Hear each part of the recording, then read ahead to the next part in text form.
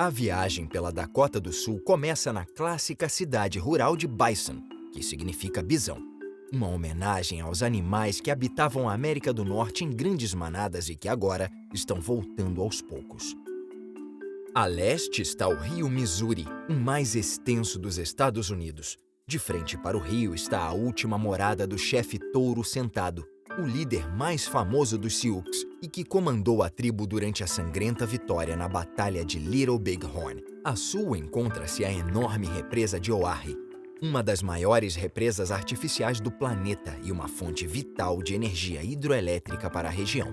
A leste está a cidade de Mitchell e seu bizarro Corn Palace, um palácio decorado com murais feitos apenas com milho.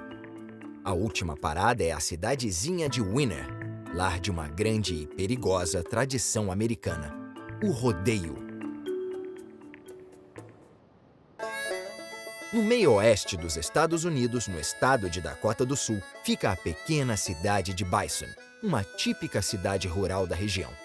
O time de futebol americano de Bison, os Cardinals, representa a escola de ensino médio local. Muitos dos 340 habitantes da cidade trabalham com agricultura, cultivando lavouras que servem de combustível, alimento e ração animal. O bisão americano, que deu nome à cidade, é o mamífero nacional dos Estados Unidos. Acredita-se que no início do século XIX, os Estados Unidos tivessem mais de 60 milhões de bisões selvagens. Mas com a chegada dos colonos europeus, eles foram caçados por causa da carne, da pele e por esporte. As cordilheiras, o habitat deles, foram transformadas em fazendas e ranchos. No início do século XX, só restavam algumas centenas de bisões. Atualmente, graças ao trabalho de conservação, o bisão, que quase foi extinto, está voltando aos poucos.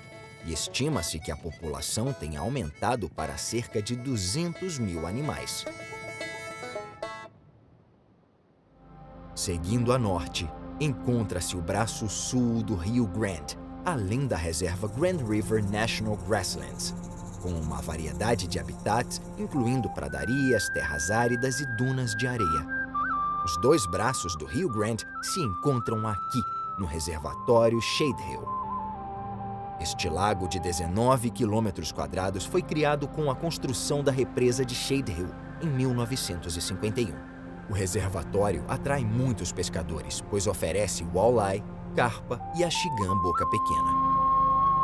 No lado sul do reservatório há um monumento em homenagem ao explorador Hugh Glass. Em 1822, Glass entrou para uma expedição para obter peles subindo o rio Missouri.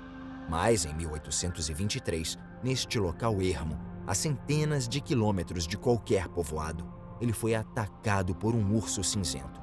O animal quebrou a perna dele, arranhou suas costas e lhe cortou a garganta. Apesar dos ferimentos graves, Glass conseguiu matar o urso, mas foi abandonado pelos dois colegas. Dias depois, Glass recobrou a consciência. Ao ver que estava gravemente ferido e sozinho, ele se arrastou até a cidade americana mais próxima, uma distância de mais de 300 quilômetros.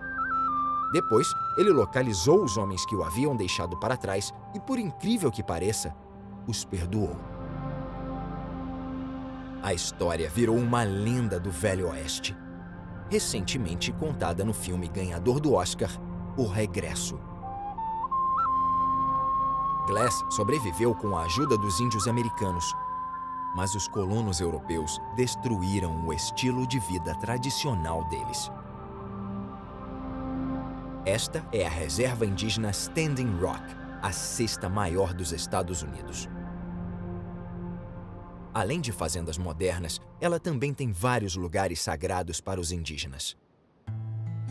A leste, encontra-se Mobridge, onde o Rio Grande, depois de percorrer 336 quilômetros, se encontra com o Rio Missouri. Apelidado de Grande Lamaçal por causa da enorme quantidade de sedimentos que transporta, o Missouri é o rio mais extenso da América do Norte e o 15º mais extenso do mundo.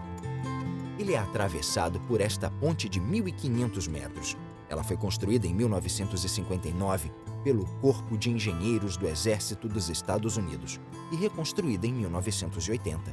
Por ela passa a Rota 12, que liga as partes leste e oeste do estado. Ao lado dela se encontra esta ponte férrea de um trilho só, por onde passam trens de carga. A construção de ferrovias foi extremamente importante para o desenvolvimento do oeste dos Estados Unidos, permitindo o deslocamento de bens, pessoas e informação, e transformando cidadezinhas em grandes postos comerciais. A primeira ponte foi construída em 1906 e era tão importante que a cidade local ganhou o nome de Mobridge por causa da ponte que trouxe a ferrovia. Agora, a cidade também conta com o Aeroporto Municipal de Mobridge. É uma oportunidade para reabastecer nesta parte isolada do estado. A viagem continua ao sul pelo rio Missouri. Este território faz parte de uma reserva que pertence à nação Sioux. E este monumento homenageia o líder mais famoso deles, o chefe Touro Sentado. Ele virou líder tribal em 1868. Em 1874 foi descoberto ouro em Black Hills, uma terra sagrada para os indígenas. Ignorando os termos de um tratado de paz, mineradores se mudaram para a região, exigindo proteção do exército americano. Touro Sentado comandou os Sioux na vitória mais famosa da tribo, a Batalha de Little Big Horn de 1876. Eles derrotaram as tropas americanas do general George Custer. Em 1890, durante um conflito entre seus seguidores e a polícia da reserva indígena, o chefe Touro Sentado foi morto a tiros. Seguindo a leste e passando por colinas espetaculares, chega-se ao coração da área rural do estado, onde, de maneira inusitada, avista-se esta torre de televisão. É incrível que, mesmo numa área isolada como esta, exista cobertura de TV, internet e telefone celular. A viagem continua a leste até chegar à cidade de Hoven e sua igreja extraordinária. Este prédio impressionante é uma réplica de uma catedral de 1000 anos localizada em Rumansfelden, na Baviera. Ela foi construída à mão pelo padre bávaro Anthony Helmbrecht em 1917. Hoven já tinha tido 2 igrejas de madeira, mas elas desabaram com o clima rigoroso das pradarias. Helmbrecht pediu que o povo da cidade doasse dinheiro para construir uma igreja mais forte. Com os 2 pináculos de mais de 40 metros de altura, ela passou a ser chamada de Catedral das Pradarias.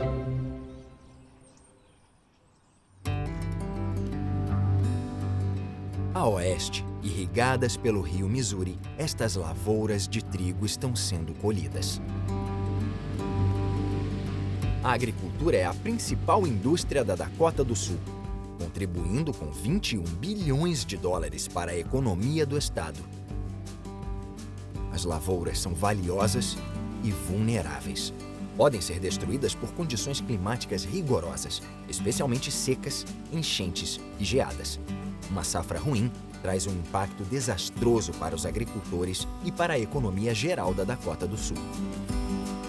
O estado foi um dos muitos que, nos anos 1930, fez parte do Dust Bowl, quando a seca e a agricultura predatória provocaram enormes tempestades de poeira e perdas de safras. Mas hoje, parece que a colheita vai ser boa. De volta ao rio Missouri, encontra-se a área de recreação de West Whitlock. As tribos indígenas Arikara e Mandan já acamparam muito neste local. Agora, atrai campistas modernos que vêm pescar e praticar esportes aquáticos. Os turistas podem chegar ao local pela ponte de Forest City. A Rota 212 atravessa o rio passando pela ponte de 1.400 metros de extensão. A sul está o Lago Oahe. O Missouri é um dos rios mais alterados pelo homem nos Estados Unidos, e este grande reservatório é um de uma série de lagos artificiais que existem ao longo do rio. Ou seja, do Nebraska para cima, o Missouri deixou de ser um rio navegável. O Arry é a maior das 6 represas presentes no rio Missouri e a 14ª maior do mundo. A construção começou em 1948, foi concluída em 1962 e inaugurada pelo presidente John F. Kennedy. O reservatório ocupa uma antiga reserva indígena.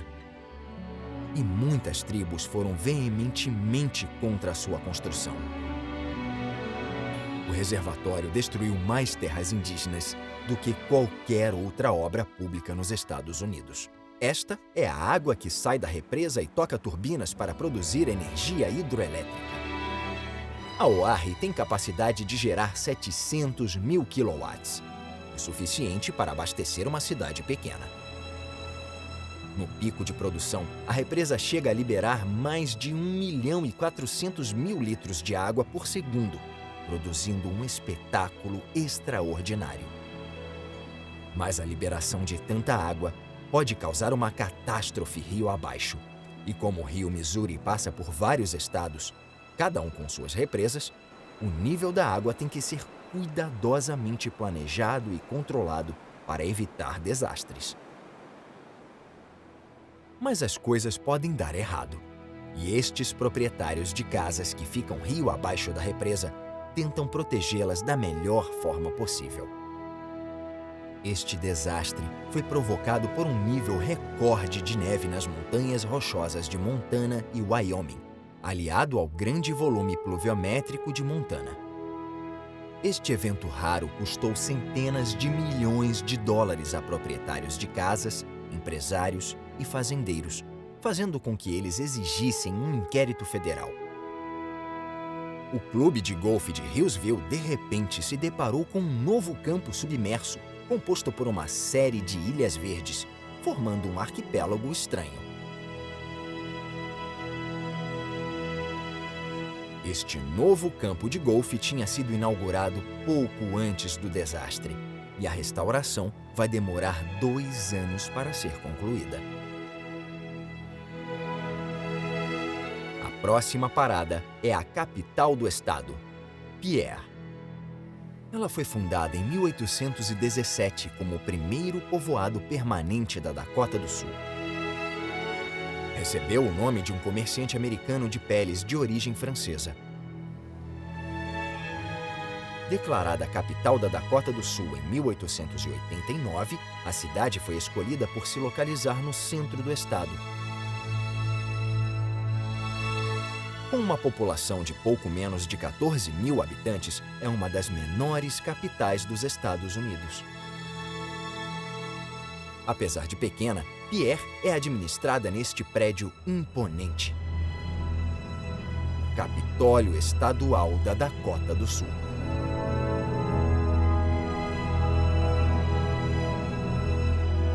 Com 49 metros de altura e 89 metros de largura, este grandioso edifício neoclássico é feito de vários materiais caros, inclusive grandes placas de mármore esculpido à mão.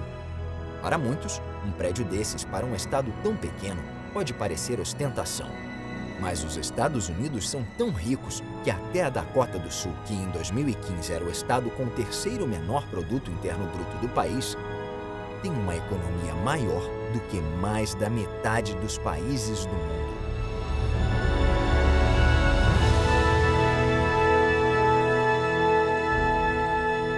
O prédio abriga os gabinetes da maioria das autoridades públicas do estado, inclusive do governador.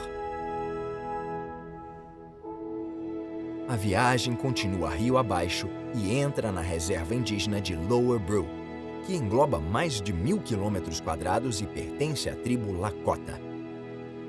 Existem mais de 300 reservas indígenas nos Estados Unidos. Muitas são bem pobres e têm padrões de vida excepcionalmente baixos. Lower Brew é a principal cidade da reserva. Tem uma população de cerca de 600 habitantes e mais da metade vive abaixo da linha da pobreza.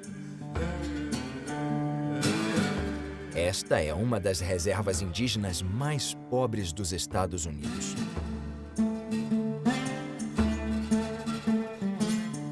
Este é o prédio da sede administrativa tribal de Lower Brook. Construído em 2001, o objetivo é revitalizar o crescimento e o desenvolvimento econômico, mas preservando as antigas tradições e culturas. O edifício tem escritórios para os funcionários e uma câmara de reuniões do Conselho Tribal. Ele também serve de centro de informações turísticas, dando acesso a atrações, atividades e programações de verão.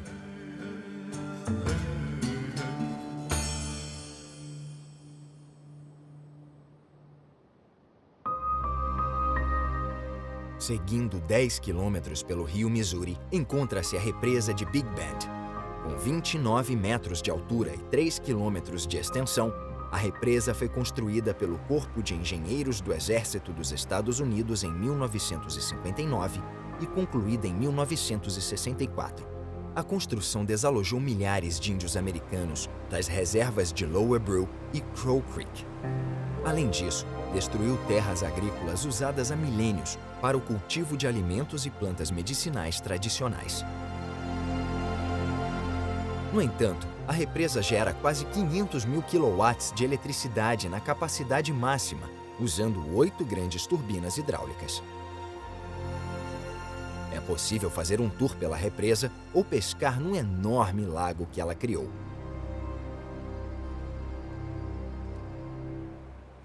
Seguindo a leste para longe do rio, encontra-se a cidade de Mitchell, no condado de Davidson.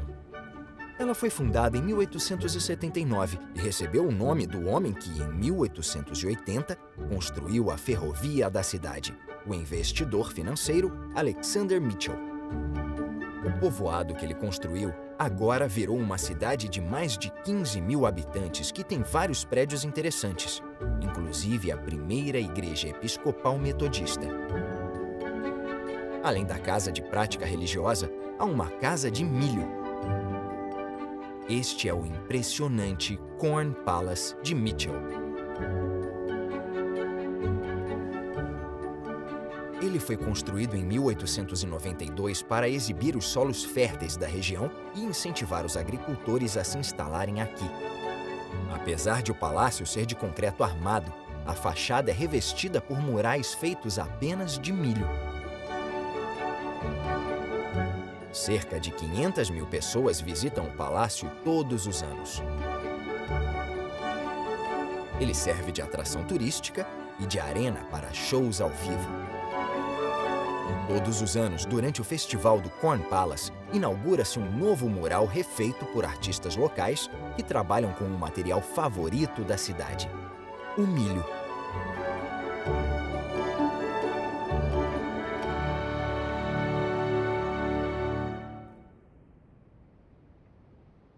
Agora a viagem segue a oeste para a Rota 90, a principal rodovia do estado.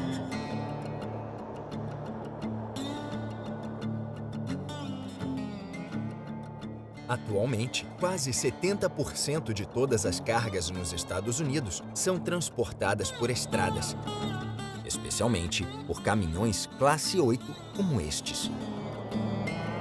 Nos últimos anos, a indústria caminhoneira americana enfrentou muitas dificuldades, como o aumento do preço do combustível e as preocupações com o impacto ambiental do transporte rodoviário. No entanto, os caminhões continuam sendo um símbolo da paisagem americana. A Rota 90, com quase 5 mil quilômetros, é a rodovia interestadual mais longa dos Estados Unidos, conectando Boston, na costa leste, a Seattle, no oeste.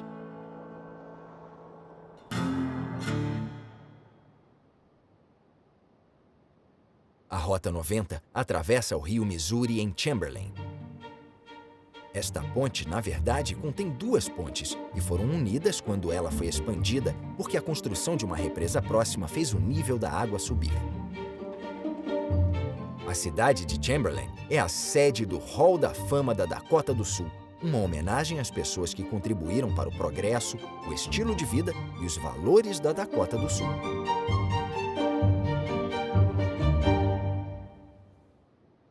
A viagem segue mais para oeste, passando por grandes áreas de pradarias até chegar à cidade de Winner. Winner significa vencedora. Ela recebeu esse nome porque era o posto comercial mais próspero do condado, ou seja, uma vencedora. Esta é a arena de rodeio do condado de Tripp. Já começaram os preparativos para um dos eventos mais populares da cidade, o rodeio, que acontece à noite. Enquanto isso, dá tempo de reabastecer no aeroporto local e esperar o sol se pôr.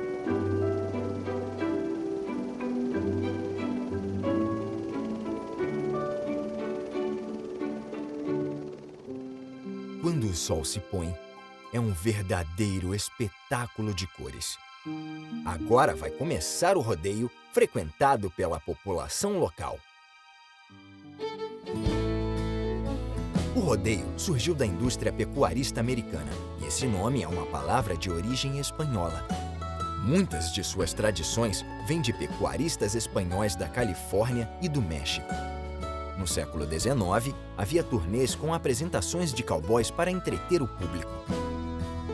Os rodeios de competição começaram nos anos 1890 e passaram a fazer parte da cultura americana. As competições incluem o Breakaway Roping. Neste evento cronometrado, o bezerro é solto do curral.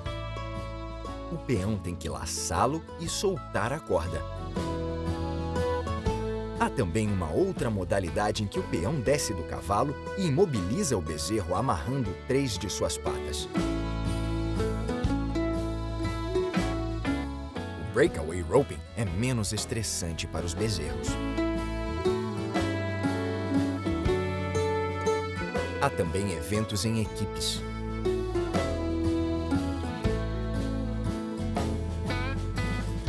Aqui, 2 peões tentam laçar um bezerro castrado. Um mira o pescoço e o outro as patas traseiras. A técnica foi desenvolvida por cowboys que, às vezes, nas fazendas, precisavam capturar e imobilizar animais que eram grandes e perigosos demais para um homem só.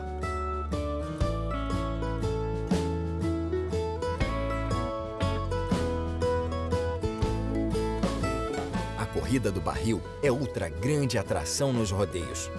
Tradicionalmente, o evento é disputado por mulheres. Primeiro arrumam-se 3 barris.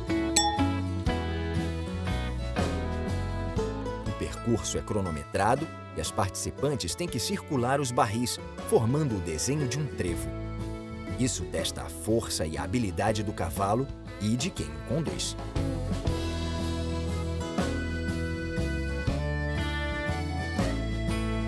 Por fim, eles voltam à linha de chegada e o tempo é marcado.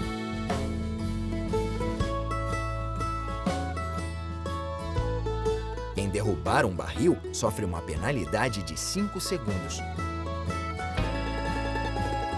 Quando anoitece na cidade de Winner, a arena é limpa e preparada para uma das principais atrações do rodeio, a montaria em touro.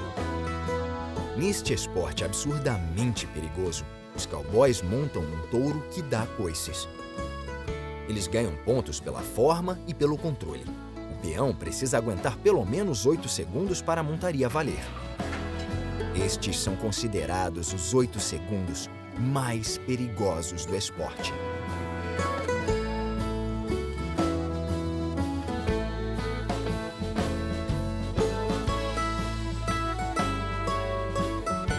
Este rodeio, numa cidade chamada Vencedora e com esta mistura única de tradições americanas, competição acirrada e perigo imediato, é uma maneira empolgante de encerrar esta jornada.